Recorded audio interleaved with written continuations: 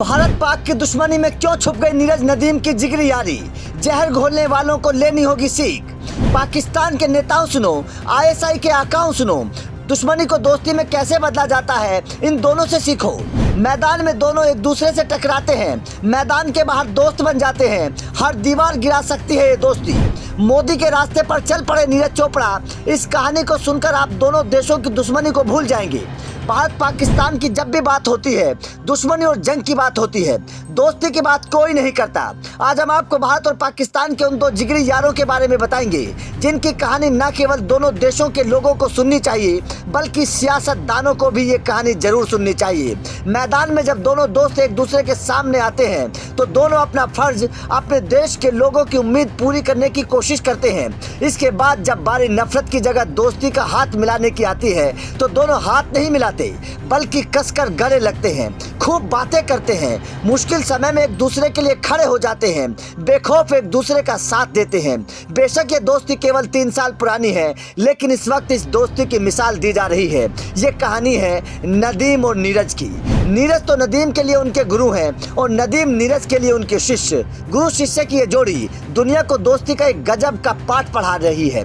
बात 2016 की है, जब 19 साल के नदीम बस में लाहौर से अमृतसर आए। ये वो पल था जब जैवलिन की दुनिया में दो सबसे बड़ी राइवलरी पनप रही थी और इसी दुश्मनी के बीच दो नौजवानों के बीच दोस्ती की शुरुआत हो रही थी। ये वो पल था जब भारत और पाकिस्तान का जैवलिन की दुनिया में नाम गोल्ड अक्षरों में लिखने की तैयारी चल रही थी। नीरज ने टोक्यो ओलंपिक में भारत के लिए गोल्ड जीता, तो नदीम ने कॉमनवेल्थ गेम्स में पाकिस्तान के लिए। अरशद नदीम ने तो 2016 में ही एशियन गेम्स के तुरंत बाद खुले तौर पर ऐलान कर दिया था कि नीरज उनके गुरु हैं। बात टोक्यो ओलंपिक की है, नीरज ने गोल्ड जीता, नदीम भी कमाल करते हुए 5वें स्थान पर रहे। उस वक्त नदीम ट्रैक एंड फील्ड में ओलंपिक के फाइनल में पहुंचने वाले पाकिस्तान के पहले एथलीट बने। उस वक्त ओलंपिक में नदीम फाइनल शुरू होने से पहले नीरज के भाले से अभ्यास करते हुए नजर आए थे। तस्वीर को देखकर पूरी दुनिया कहने लगी थी कि एक पाकिस्तानी ने नीरज चोपड़ा के भाले के साथ छेड़छाड़ की है।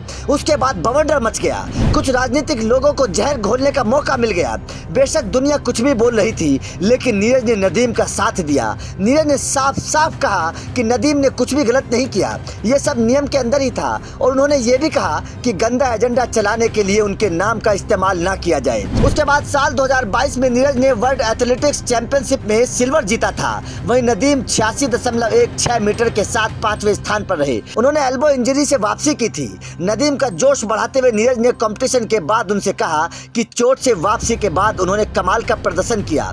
बस फिर क्या था, इसके बाद पाकिस्तानी स्टार ने कॉमनवेल्थ में 90 मीटर दूर जेवलिन फेंककर वो कारनामा कर दिया जिसे अभी तक नीरज भी नहीं कर पाए। नीरज का गर्व से सीना चौड़ा हो गया। इतिहास रचने के बाद नदीम ने नीरज को बहुत याद किया। नीरज चोट की वजह से कॉमनवेल्थ गेम नहीं खेल पाए थे। नदीम ने नीरज के जल्दी ठीक होने के लिए दुआ की। चोट बेशक नीरज को लगी थी, लेकिन दर्द नदीम को हो रहा था। यही वो दोस्ती है जिसे ना तो दोनों देशों की कोई दीवार बांट सकती है और ना ही कोई मुल्क। दोनों बेशक अलग अलग मुल्क में रहते हों, लेकिन दोनों के दिलों में एक दूसरे के प्यार और इज्जत बरकरार है। ये दोनों दोस्त एक बार फिर से आमने सामने होंगे। वर्ल्ड एथलेटिक्स चैंपियनशिप 2023 के फाइनल में दोनों पहुंच गए हैं। ये भी काफी दिलचस्प है कि दोनों दोस्त क्वालिफाइंग राउंड में टॉप 2 में रहे। फाइनल में एक बार फिर दोनों ऐसा भाला चलाएंगे कि भारत पाकिस्तान के बीच दुश्मनी पैदा करने वाले लोगों को जलन होगी। दोनों के बीच बॉन्डिंग ऐसी है कि इस दोस्ती को कोई नहीं तोड़ सकता। अगर कोई दोस्ती के बीच दीवार खड़ा करने की कोशिश करेगा, तो दोनों का भाला एक बार में उस दीवार को गिरा देगा। आपका इन दोनों की दोस्ती पर क्या कहना है, कमेंट करके जरूर बताएं।